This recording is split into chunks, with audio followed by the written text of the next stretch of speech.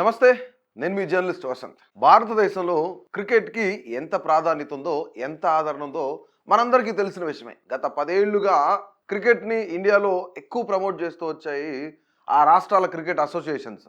Especially BCCI కూడా అదే చేసింది. అయితే ముఖ్యంగా ఇక్కడ ఆంధ్రప్రదేశ్‌లో ఒక స్టేడియం కట్టాలని 2013లోనే ఉమ్మడి రాష్ట్రంలోనే కట్టాలి అని చెప్పేసి ఉమ్మడి రాష్ట్రం ఆంధ్రప్రదేశ్‌గా ఉండగానే అప్పటి ముఖ్యమంత్రి నల్లారి కిరణ్ కుమార్ రెడ్డి అంటే ఆయన కూడా క్రికెట్ రావడంతో కొంత చొరవ తీసుకొని ఆయన ఒక మంచి ఇంటర్నేషనల్ స్టేడియాన్ని నిర్మించాలి. కేవలం రాష్ట్ర స్థాయినే కాకుండా కేవలం జాతీయ స్థాయే కాకుండా ఇంటర్నేషనల్ స్టేడియం అలాంటి హంగు ఆర్భాటాలు ఆ రంగులని దిద్ది ఆ స్టేడియాన్ని కొంత ఎలివేట్ చేయాలనుకున్నారు ఆయన. అయితే దీనికి సంబంధించి 30 కోట్ల రూపాయల ఫండ్ కూడా శాంక్షన్ చేశారు. దానికి సంబంధించి డిపిఆర్ కూడా బీసీసీఐ పంపిస్తే బీసీసీఐ కూడా కొత్త క్లియరెన్స్ ఇచ్చింది.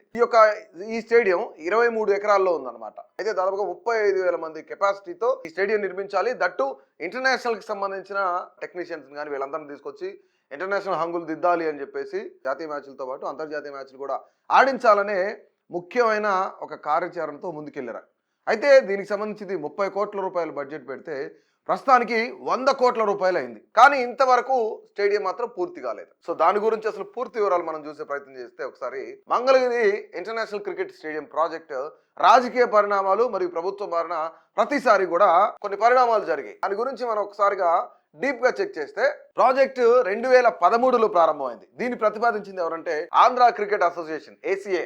అప్పట్లో దీని వెనుక ఎంఎస్కే ప్రసాద్ అంటే ఆయన మాజీ క్రికెటర్, అలాగే మాజీ చీఫ్ సెలెక్టర్ కూడా ఆయన. అప్పటి ఏసీఏ నాయకత్వం కూడా దీంతో పాటు ఉన్నారనమాట. ప్రతిపాదన ప్రారంభించిన ప్రభుత్వం ఏది అంటే ఉమ్మడి ఆంధ్రప్రదేశ్ లో కాంగ్రెస్ ప్రభుత్వం అనుమతులు కూడా ఇచ్చింది. అయితే అప్పటి ముఖ్యమంత్రి నల్లారి కిరణ్ కుమార్ రెడ్డి ఆయన స్వయంగా క్రికెటర్ కావడంతోనే ఈ స్టేడియం ఏర్పాటుకు కూడా ఆయన కొంత చొరవ చూపారు. 2013లో దీనికి శంకుస్థాపన జరిగింది. ఆ తర్వాత ఏం జరిగిందంటే 14లో స్టేట్ బైఫర్కేషన్ తర్వాత టీడీపీ ప్రభుత్వం వచ్చింది అనమాట. ఆ ప్రభుత్వ హయాంలో అంటే 2014 నుంచి 19 మధ్యగా రాష్ట్ర విభజన తర్వాత అమరావతిని రాజధానిగా ప్రకటించడంతో ఈ స్టేడియానికి కొంత అయితే ప్రాధాన్యత పెరిగింది. అంటే అక్కడ ఇంపార్టెన్స్ ఏంటి, విశాఖపట్నం తర్వాత మరొక పెద్ద స్టేడియం ఇక్కడ నిర్మించాలి, ఇంటర్నేషనల్ మ్యాచ్లు కూడా ఇక్కడ జరపాలి అని చెప్పేసి నెక్స్ట్ ఎవరైతే టీడీపీ గవర్నమెంట్ వచ్చిందో టీడీపీ గవర్నమెంట్ కూడా భావించింది. అయితే అప్పట్లో ఏసీఐ అధ్యక్షుడిగా ఉన్న గోకరాజు గంగరాజు ఆయన అప్పట్లో టీడీపీ ఎంపీ అనమాట. ఆయన ఆధ్వర్యంలో పనులు కొంత స్పీడ్ గానే జరిగాయి, వేగంగా జరిగాయి. అయితే స్టేడియం స్ట్రక్చర్ దాని యొక్క ప్లాట్స్ కానీ లేదంటే దాని పక్కన దానికి సంబంధించిన గ్యాలరీస్ కానీ దాని నిర్మాణం దాదాపుగా 70% పూర్తయింది. ఆయన కాలంలోనే పూర్తయింది. ఇక్కడ కొంత బడ్జెట్ కూడా పెరిగింది. పనులు జరుగుతున్నప్పుడే డిజైన్ లో కొన్ని మార్పులు చేర్పులు కూడా జరిగాయి. అయితే ఇక్కడ ఏం జరిగిందంటే బీసీసీఐకి ఇచ్చిన డిపిఆర్ ఒకటైతే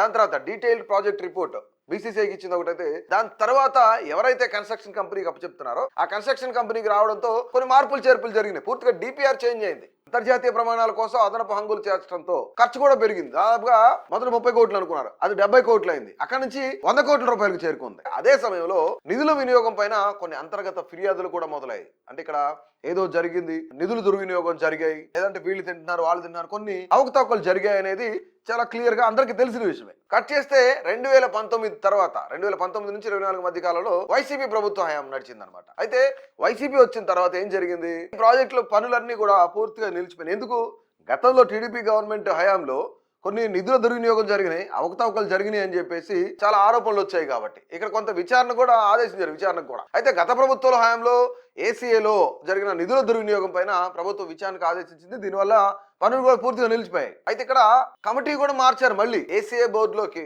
కొత్త సభ్యులు వచ్చారు. పాత కాంట్రాక్టర్ల బిల్లులు నిలిపివేయడంతో రీవెరిఫికేషన్ చేయడం వంటి కారణాలతోనే స్టేడియం నిర్మాణం ముందుకు సాగలేదు. ఇక్కడ ముఖ్యంగా నిర్లక్ష్యం కనిపిస్తుంది అనేది ప్రధానమైన అంశం. ఎందుకంటే స్టేడియం మెయింటెనెన్స్ లేకపోవడంతో నిర్మించిన కొన్ని ఏదైతే బిల్డింగ్ ఏదైతే ఉందో లేదంటే గ్యాలరీస్ కానీ ఇలాంటివన్నీ ఏదైతే ఉన్నాయో అవన్నీ కూడా పూర్తిగా పాడైపోయే పరిస్థితి కూడా ఏర్పడింది ప్రస్తుతానికి. ఎందుకంటే ఇప్పుడు 2013 నుంచి స్టార్ట్ చేశారు, నియర్లీ 12 ఏళ్ళు అవుతుంది దాదాపుగా. అంటే బడ్జెట్ ఎందుకు పెరిగింది అనేది ప్రధానమైన కారణం. ఇక్కడ ప్రధానమైన అంశం ఏంటంటే అసలు బడ్జెట్ అనేది ఎందుకు పెరిగింది. 30 కోట్లు అనుకుంది, 70కి చేరింది, అక్కడ నుంచి 100 కోట్లు అయింది. ఇంటర్నేషనల్ ప్రమాణాలతో నిర్మించాలనేదే ముఖ్యమైన ధ్యేయం అయితే అంత పెరుగుతుందా అంటే 30 కోట్లతో కేవలం గ్రౌండ్ మరియు సాధారణ గ్యాలరీ అనుకున్నారు. కానీ తర్వాత దీనిని ఆధునిక ఇంటర్నేషనల్ స్టేడియం గా మార్చాలని నిర్ణయించడంతో ఆర్కిటెక్ట్ ప్లాన్ అనేది మార్చారు. బీసీసీఐకి ఇచ్చింది ఏంటి, నార్మల్ గా స్టేడియం లేదా గ్యాలరీ ఇట్లా ఇచ్చారనమాట.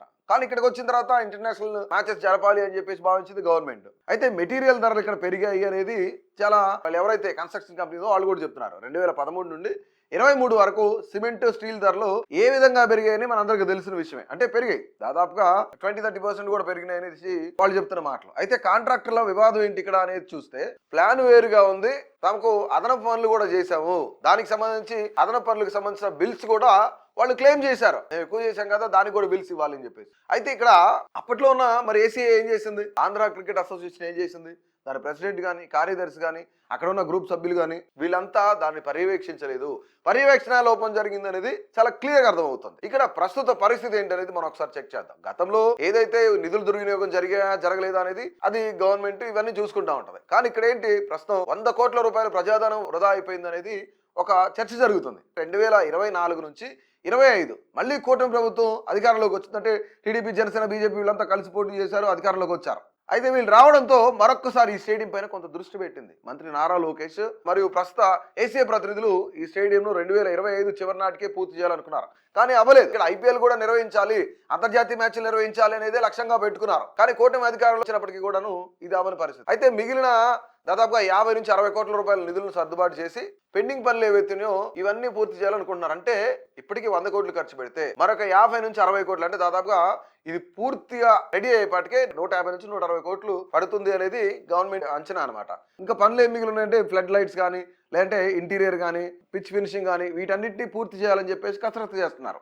అయితే ముఖ్యంగా వీటిలో ప్రధానమైన అంశం ఏంటంటే, ఇప్పటి వరకు స్టేడియం గురించి లేదంటే అక్కడ జరిగిన కన్స్ట్రక్షన్ గురించి వీటన్నిటి గురించి జరిగింది. కానీ కూటమి గవర్నమెంట్ వచ్చిన తర్వాత మళ్ళీ ఇది ఎవరికి అప్ చెప్తున్నారు, మళ్ళీ అసలు ఆ కన్స్ట్రక్షన్ కంపెనీ పరిస్థితి ఏంటి, అసలు వాళ్ళ బ్యాక్గ్రౌండ్ ఏంటి, వాళ్ళ మీద ఏమైనా ఆరోపణలు, డిఫాల్ట్ ఏమైనా ఉన్నాయా అనేది ఒకసారి మనం చూస్తే కనుక, ఇక్కడ వెంకురెడ్డి కన్స్ట్రక్షన్ ప్రైవేట్ లిమిటెడ్ గా స్థాపించబడింది ఒక కంపెనీ.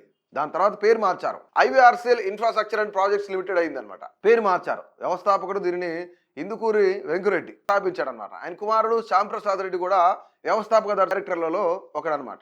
ఈ కంపెనీ ఎదుగుదలలో కీలక పాత్ర పోషించింది మాత్రం ఒక వ్యక్తి ఉన్నారు, ఆయనే సుధీర్ రెడ్డి. ఈయన చాలా కాలం పాటు కంపెనీకి సీఎండీగా పనిచేశారు, ఆయన డెవలప్మెంట్కి మేనేజింగ్ డైరెక్టర్గా పనిచేశారు. ఇవంతా ఓకే. అయితే ఇక్కడ ఐవీఆర్సీఎల్ ఇన్ఫ్రాస్ట్రక్చర్ ప్రాజెక్ట్స్ లిమిటెడ్గా పేరు మార్చుకుని వాటర్, పవర్, రోడ్లు, దీంతో పాటు ఇరిగేషన్ రంగాల్లో ఈ కంపెనీ ఎదిగిందనమాట. అయితే ఈ కంపెనీ మీద కొన్ని ఆరోపణలు ఉన్నాయి, ప్రధానమైన ఆరోపణలు, కొన్ని విమర్శలు కూడా ఉన్నాయి. ఐవీఆర్సీఎల్ సంస్థ పేరు గత దశాబ్ద కాలంలో అనేక వివాదాల్లో మునిగిపోయిందనమాట. వాటిలో ముఖ్యమైన మనం చెక్ చేస్తే కోల్కతా ఫ్లైఓవర్ ఏదైతే ఉందో 2016లో మీ అందరికీ తెలిసే ఉంటుంది. దాదాపుగా దీంట్లో 27 మంది చనిపోయారు. కంపెనీ ప్రతిష్ట దారుణంగా దెబ్బతీసిందట ఈ ఘటన మొత్తం కూడా. 2016లో కోల్కతాలో నిర్మాణంలో ఉన్న వివేకానంద రోడ్ ఫ్లైఓవర్ ఒక్కసారిగా కుప్పకూలిపోయింది. ఈ ప్రమాదంలో 27 మంది చనిపోయారు. అయితే దీనిపైన ఆరోపణలు ఏంటి, నాసి రకం మెటీరియల్ వాడటం, డిజైన్ లోపాలు, దాని తర్వాత అశ్రద్ధ వల్ల ఇది జరిగిందని చెప్పేసి ఆరోపణలు. అంటే వీళ్ళకి శ్రద్ధలు ఏదైనా ప్రాజెక్ట్ చేస్తే దాని మీద కాన్సన్ట్రేట్ చేయరు అనేది ప్రధానమైన చర్చ. అయితే వివాదాస్పద వ్యాఖ్య ఏంటంటే, ఇక్కడ ఆ సమయంలో కంపెనీ ప్రతినిధులు దీనిని యాక్ట్ ఆఫ్ గాడ్, దైవ నిర్ణయం, అంటే సినిమా ఏదో వెంకటేష్ అలాగే పవన్ కళ్యాణ్ సినిమా ఏదో ఉంటుంది గోపాలలో యాక్ట్ ఆఫ్ గాడ్, సునామీలు రావడమో లేదంటే భూకంపాలు రావడం ఇలాంటి వాటి వల్ల మనం ఏదైనా వ్యాపారం చేస్తే ఆ వ్యాపారం నష్టపోతే గనక దాని పరిహారం ఎవరు, ఇన్సూరెన్స్ కంపెనీలు చెల్లించకుండా కేవలం ఇది యాక్ట్ ఆఫ్ గాడ్ అనే పేరుతో ఇన్సూరెన్స్ కంపెనీలు పక్కకు తప్పించుకుంటాయి. ఇప్పుడు ఇది కూడా అదే చేస్తుంది, ఐవీఆర్సీఎల్ కంపెనీ కూడా అదే అంటుంది, యాక్ట్ ఆఫ్ గాడ్, దైవ నిర్ణయం ఇది అని చెప్పేసి వాళ్ళు అభివర్ణించారు. దేశవ్యాప్తంగా పెద్ద ఆగ్రహానికి దారితీసింది ఇది. ఎందుకంటే 27 మంది చావు కారణమైన వాళ్ళు నాసిరకం స్టీల్ మెటీరియల్ ఇవన్నీ సిమెంట్ వాడడం వల్ల బ్రిడ్జ్ కూలిపోయింది కోల్కతాలో. కానీ దాన్ని యాక్ట్ ఆఫ్ గాడ్ అని చెప్పేసి ఈ కంపెనీ చిత్రీకరించింది. దీనిపైన పోలీస్ కేసు కూడా నమోదైంది. అప్పుడు అయితే అక్కడ ఉన్న అధికారులు ఎవరైతే ఉన్నారో వాళ్ళు కూడా అరెస్ట్ చేశారు. ఇక్కడ బ్యాంక్, ఇంకా మరొక పెద్ద కుంభకోణం ఏంటంటే బ్యాంక్ మోసం కూడా జరిగింది. బ్యాంక్ కేసు కూడా ఉంది దీనిపైన. 4837 కోట్ల రూపాయలు 2020లో ఈ కంపెనీ పైన ఎస్బీఐ ఫిర్యాదు చేసింది అనమాట. ఈ కంపెనీ పైన ఫోర్జరీ చేశారు, లేదంటే డబ్బుని విచ్చలవిడిగా వాడుకున్నారు, లోన్లు తీసుకొని వేరే దారి మళ్లించారు, ఇట్లాంటివన్నీ ఉన్నాయన్నమాట దీనిపైన. అయితే సుధీర్ రెడ్డి పైన కేసు కూడా నమోదు చేశారు అప్పుడు ఆ టైంలోనే. దాని తర్వాత 8 ప్రభుత్వ రంగ బ్యాంకుల దగ్గర నుంచి కూడా 4837 కోట్ల రూపాయల రుణాలు తీసుకొని దాన్ని దారి మళ్లించి ఫోర్జరీ డాక్యుమెంట్లతో బ్యాంకులను మోసం చేశారనే ఆరోపణలు కూడా వచ్చాయి. ప్రస్తుతం ఈ ఐవీఆర్సీఎల్ కంపెనీ ఏదైతే ఉందో దాన్ని క్రికెట్ స్టేడియాన్ని నిర్మిస్తుంది కూడా అదే కంపెనీ. ప్రస్తుత పరిస్థితి ఏంటి, ఒకప్పుడు 1000 కోట్ల టర్నోవర్ ఉన్న ఈ ఐవీఆర్సీఎల్ కంపెనీ ఆర్థిక అవకతవకలు మరియు నిర్మాణ లోపాల వల్ల ప్రస్తుతం దాని ఉనికిని కూడా కోల్పోయే పరిస్థితి ఉంది. కానీ అలాంటి కంపెనీకే మళ్ళీ ఇప్పుడు కూటమి ప్రభుత్వం ఆ యొక్క స్టేడియం అప్పచెప్పింది అనమాట. మళ్ళీ ఒక 50 నుంచి 60 కోట్ల రూపాయలు అని చెప్పి. సో ఓవరాల్ గా అసలు ఈ స్టేడియం ఆగిపోవడానికి కారణాలు ఏంటి అనేది మీ ముందు క్లియర్ గా ఉంచాను. ఇందులో ప్రధానమైన పాత్ర ఎవరిది, ప్రభుత్వానిదా లేదంటే ఇప్పుడు ఏసీఏదా, ఆంధ్ర క్రికెట్ అసోసియేషన్ పాత్ర ఉందా, ప్రభుత్వానికి ఉందా, లేదా రాజకీయ నాయకులు ఉందా, లేదంటే అక్కడ కన్స్ట్రక్షన్ కంపెనీది ఉందా, ఇందులో ఎవరు తప్పు ఉందనేది మీ యొక్క అభిప్రాయం తెలియజేయండి.